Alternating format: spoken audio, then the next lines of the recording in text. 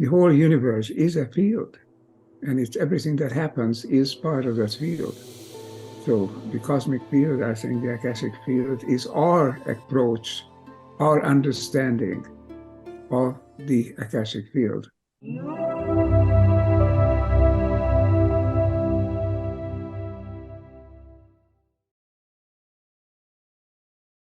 I'd like to welcome back to the show Dr. Ervin Laszlo. How you doing, Dr. Ervin? Oh, good. I'm glad to be back again. Thank you again so much for coming back on the show. Our last conversation has been a big hit with the audience, and your work is getting out there and to hopefully new eyes and helping awaken this world and change this world, which is what your work is doing.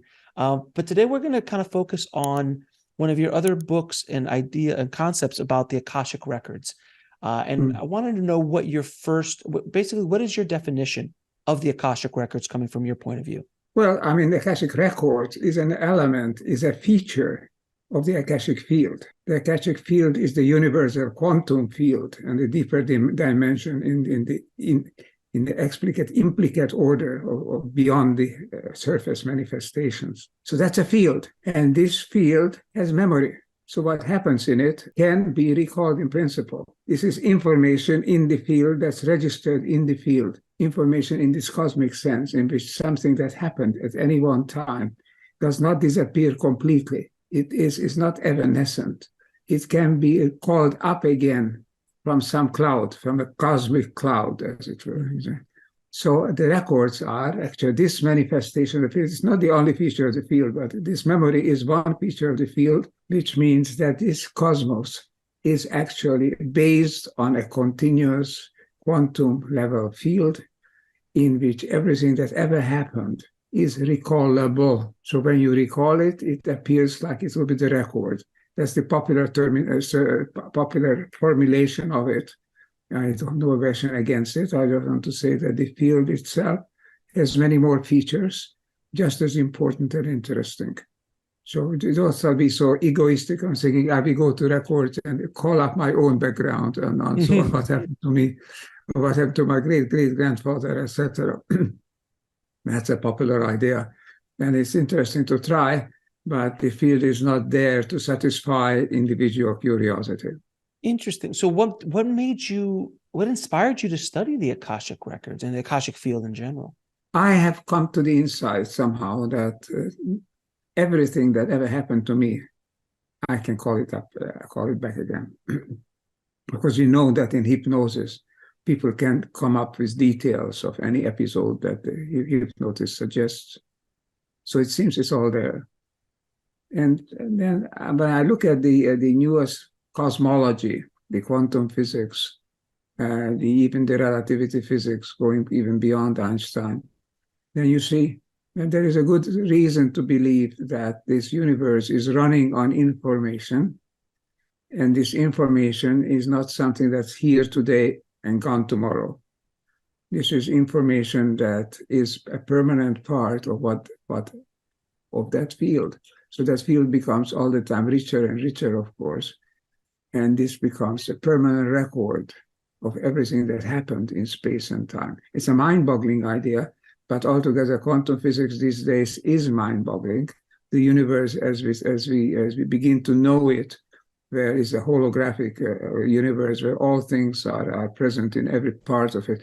I mean, there are many features of this universe which are quasi-miraculous. Mm-hmm. So the Akashic records are one of those things. And I, in my effort to try to recall and remember things that went in the past that went on, among other things, how I learned a piece of music when I was a musician, how I performed it, how I can again come back to relive it again. And this is how it started. Then I went on to ideas and to books and to conversations that I wanted to have present. I wanted to have alive again. So I went to the idea of, at that time, when I first thought of it, was before the idea of the cloud, of this internet cloud where you can save all we want. But think of it nowadays as a cosmic cloud, which saves everything that there is and allows us to recall it. because everything that has gone in the past is part of what goes on in the present, and together will feature and create what will go on in the future. Is there any scientific basis for the existence of the Akashic records? And how does it relate to the broader field of quantum physics in general? Depends on what you mean by scientific basis. Nowadays in the great cosmological theories, altogether the new physics, what you observe is only a very tiny little part of what you consider has been true. I think the governing principle is what Einstein said at one point. He said that in the new physics, in physics altogether, we're trying to tie together in the simplest possible scheme, the observed facts. So we observe some facts and they seem very strange. And some of them don't seem to tie in at all. They are very mind-boggling. So in science, we come up with a scheme that shows how all the elements that we perceive are really tiny fractional elements of that great field which comprehends all that there is and all that there has been, and together creates what there will be. So we're just creating this idea of the universe on the basis of some indications, but it's rigorous nonetheless, because this indication has to be the simplest possible logical scheme that can account for the facts. Once you do that, then you land with the new psychology, with the new biology, with the new physics, because they all attempt to be the simplest possible scheme to explain what they are looking for, the curious facts of this universe and for existence in the universe. Is there a process to accessing the Akashic records for an individual, let's say, or for yourself? Well, I think the altered states of consciousness seem to be a good way to go. Stanislav Grof, the great psychologist, a psychiatrist, was saying that when somebody in all his experience, his clients, when they enter an altered state, they never are the same again as they were. They access information that is not available in ordinary states of consciousness. Now we know that when we are altered states, the electroencephalograph, the EEG pattern of our brain also changes. Usually it goes down into lower frequencies, below the alpha level. Then we are entering into deep meditation.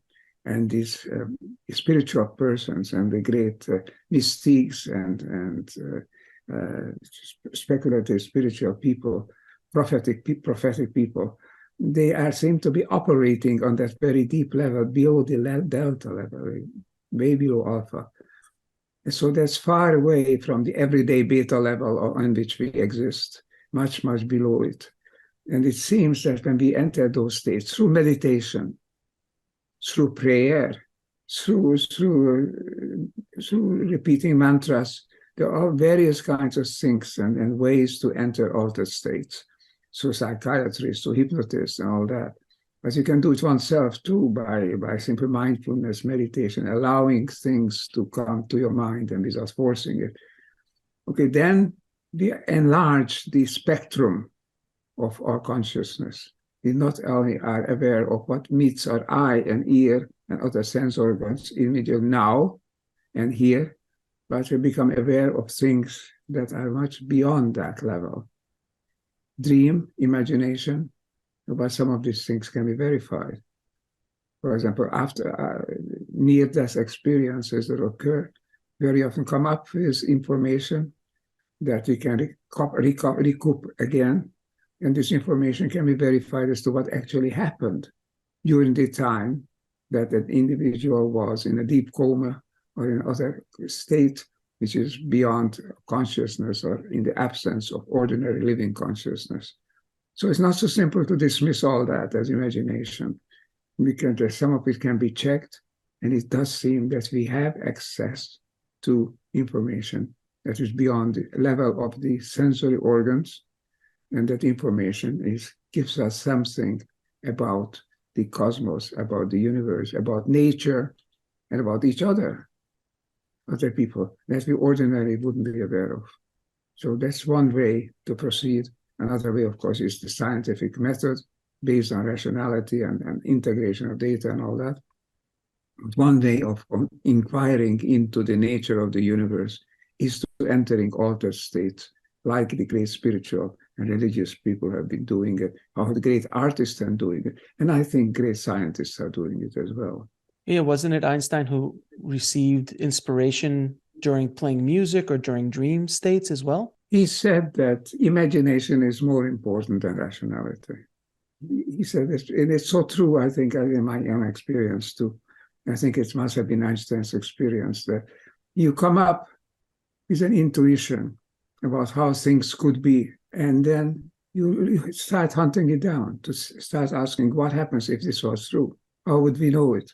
What difference would it make? You know, and then you set out on the path to creating theories. In my mind, in my experience, if I pose a question for that I want to know something about deeper that's beyond the sensory experience, and it seems to me that it's a meaningful question, and I start hunting it down, then things start falling into place, into pattern. One thing suggests another, and you find yourself a more complete picture that leads you back to who you are and where you are at this particular moment. You know, so it gives you a more holistic understanding. That is, if the hunch, if the original imagination of the original insight or intuition is a valid one. If it doesn't suggest anything, it just gives you odd, chaotic sort of solutions, then in my experience, it's better just to leave it alone. That's not the right path. The right path is inscribed in us because we are part of the Akashic field, and that what there is accessible to us. We can imagine a lot of other things. We can create perfectly false ways to move forward. Unfortunately, we are creating some of them as humanity does these days. But if we are moving along the right way, the nature's way, the cosmic way, life's way, then things fall into pattern, then things make sense. Is the Akashic field around us? Is it a place? Is it just embedded in the code of the universe? Where is it exactly? The Akashic field is not something that is. It's not when you can say that the universe has an Akashic field or the universe has the characteristics of an Akashic field. I say the universe is an Akashic field. You know, this so-called subject-predicate way of explaining things. And this green, this is an object, hard object, and is green. You know, the object and its predicate. That doesn't apply to the new quantum science, to the new information about the nature of the world. Things are together with the characteristics, with their properties. They are not separable. There is no background basis. There is no pure matter, for example, or pure field on which we inscribe their experiences. The whole universe is a field, and it's everything that happens is part of that field. So the cosmic field, I think the Akashic field, is our approach, our understanding of the Akashic field. This is how the universe appears to us. It appears to us as a beyond sensory Akashic type of a field in which all things are present that have been past. I don't believe the future is present. I don't think the future has been done, has been created. It is yet to be created. But certainly when it's created, it will be created very largely in reference to what has gone in the past. Again, not deterministically, not by a unique way determining this is what happened in the past, therefore it must now happen that next time in the future. And I think there is real freedom for philosophical-minded listeners. I recommend looking at Alfred North Whitehead's Metaphysics and Philosophy. He described all these things that were before the quantum physics became known, but he described it in terms of a single logical scheme of how things hang together, how all things conspire, as it were, to create any one thing, and how any one thing is present in all other things. So it's present in our mind, in our imagination, in our consciousness, and now we are hunting it down, and turns out that this is as good a physics as we can get, as good an account of reality as science can deliver to us. What role do you believe that the Akashic records play in our understanding of phenomena like reincarnation, past lives, interdimensional experiences? But if everything is present that has been ever happened, is still present, obviously the reincarnation is not a process, it's just a recall. And similar is better with going back to the idea of a cloud. It's there, it has to be cloud up, it has to be called up, you know. So our past lives are still present, but we can't normally access it so an ordinary states of consciousness.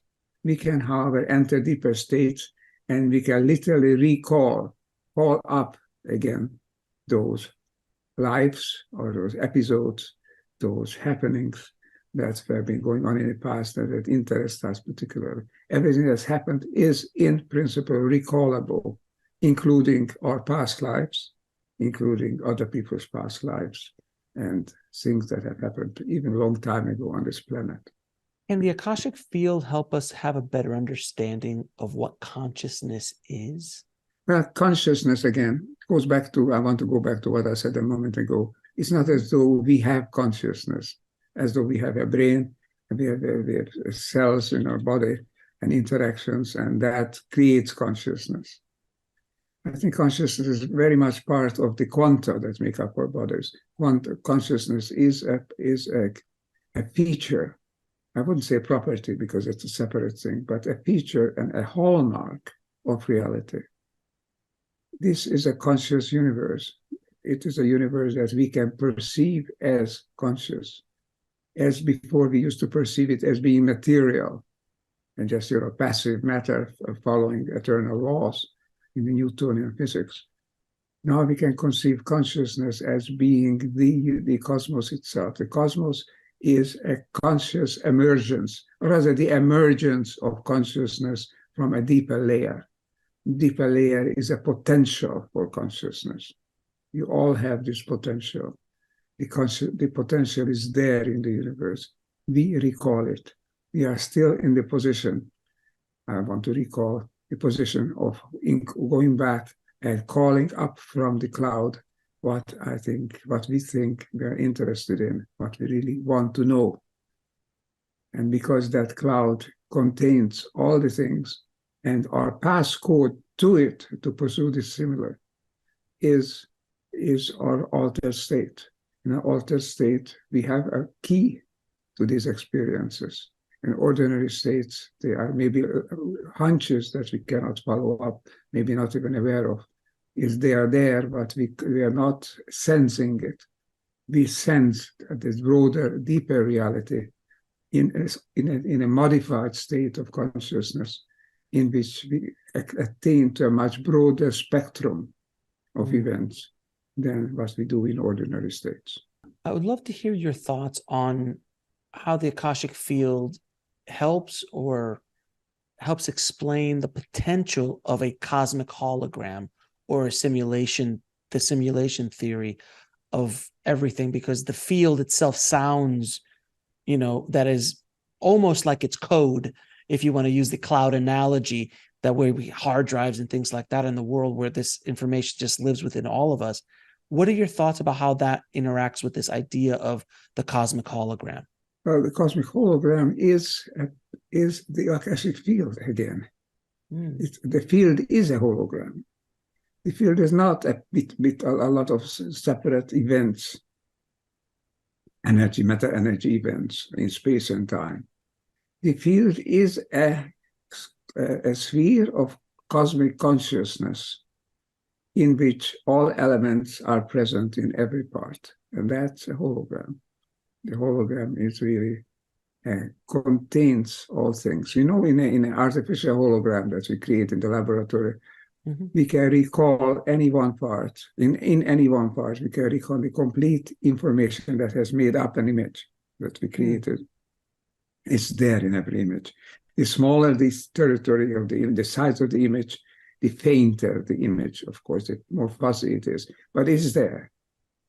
It's a very interesting way to do this, to actually do something analogous to this, is to take your glasses, your ordinary reading glasses, take a projector which projects all the slides, several slides, but at the same time, without having an objective, a lens that articulates it as a seeable, viable image. What you have then on the screen is the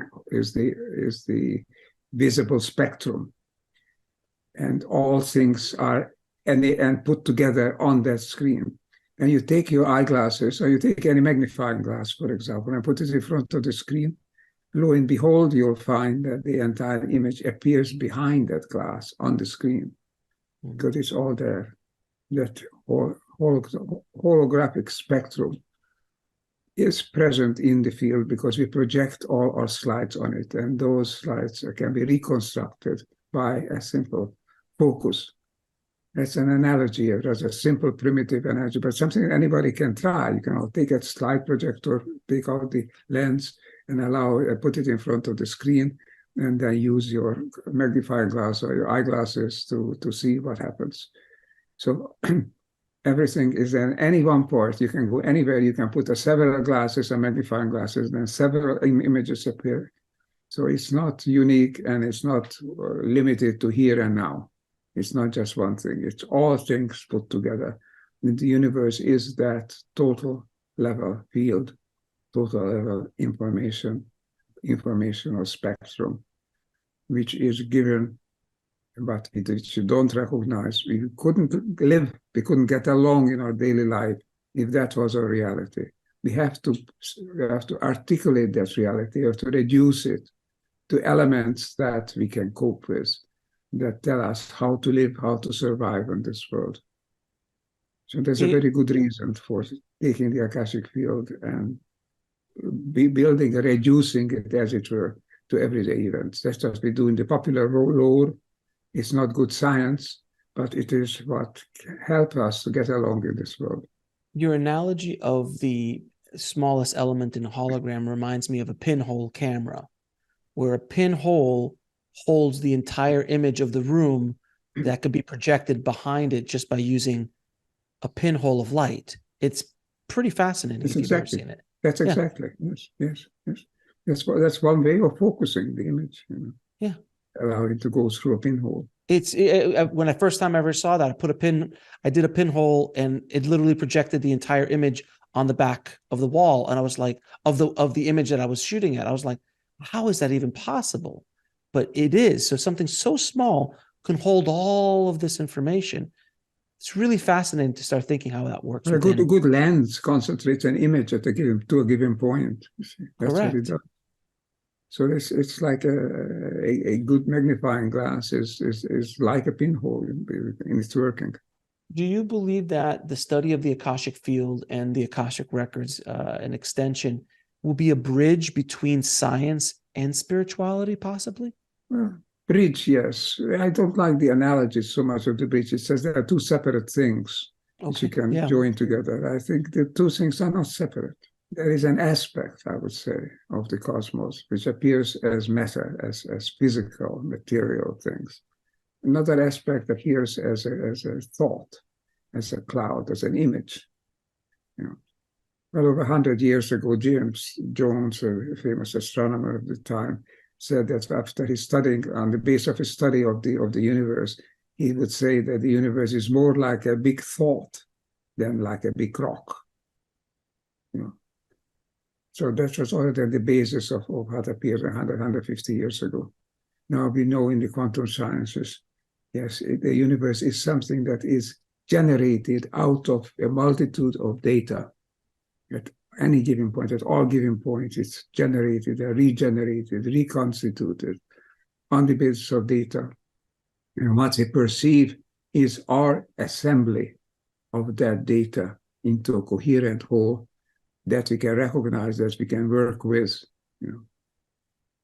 So that is that recognition that is a reduction of the complexity to a simplicity, but it's a survival necessity.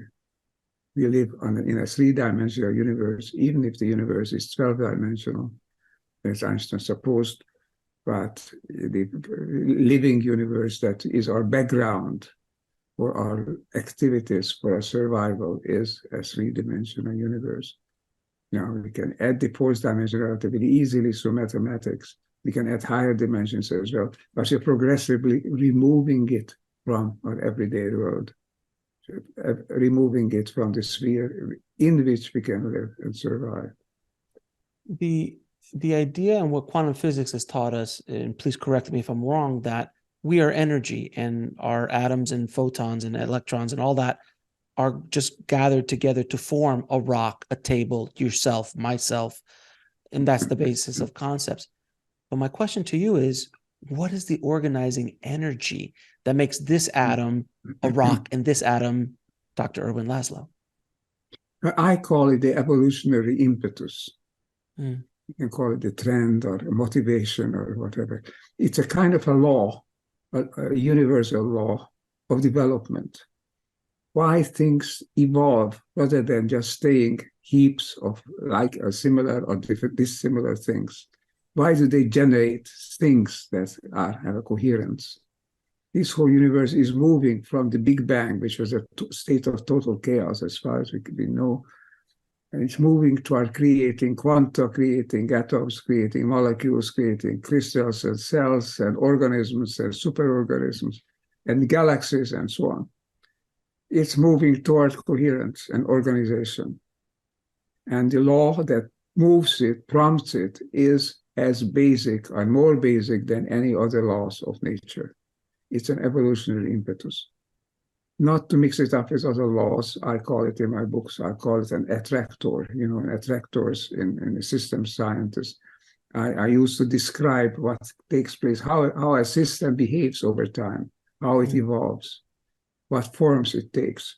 So this is an attractor in the universe, an attractor toward wholeness. That's an attraction toward wholeness, a tropism. That's why I call it the holotropic attractor. And I think it's more basic than any other laws, because this law originates not on the surface, not on the explicate order. It originates, as David Bohm already suspected, in the implicate order. It's the basis of the universe, from which the universe arises and which constantly governs the evolution of the universe. Very far out concept as it seems, but I still have to go back to what we said before. It's still, I think, it's the simplest possible scheme by which we can account these enormously astonishing facts that are coming to light. And Dr. Laszlo, can you tell me what inspired you to write your new book, The Survival Imperative, Upshifting to Conscious Evolution? I mean, it became the survival imperative. I wanted to write, actually, a state to which we can aspire to, that we can seek to occupy, to which I later call upshift to, And when I try to describe these conditions of how we can create a kind of a movement in which people can survive, can live, and can ultimately thrive together, then it became clear to me and also to my editors and publishers that what I'm talking about is a kind of an imperative. If you assume that if you move toward a state, you survive. If you move in the wrong direction, a different direction, you risk extinction. So the survival imperative is really a condition to which we want to aspire to which in the direction of which we want to go. Focusing our ambitions, focusing our purpose, letting us know what we can do, why we are here. We are here to live and to survive and to develop. How do we do that? There are some conditions that we have to fulfill. Not everything will take us to an evolutionary future. We have to follow. We have to abide by and align with the holotropic attractor in the universe. Then we go on the right path, and we can survive, and we can even thrive. Dr. Laszlo, I want to thank you so much for coming back on the show and for all the amazing and tireless work that you do to help awaken the planet and help humanity, my friend. So thank you from the bottom of my heart for all the work that you do. Thank you, Alex. We are trying to wake up this planet, and you are doing it. I'm trying to do it. Together, we can do it even better.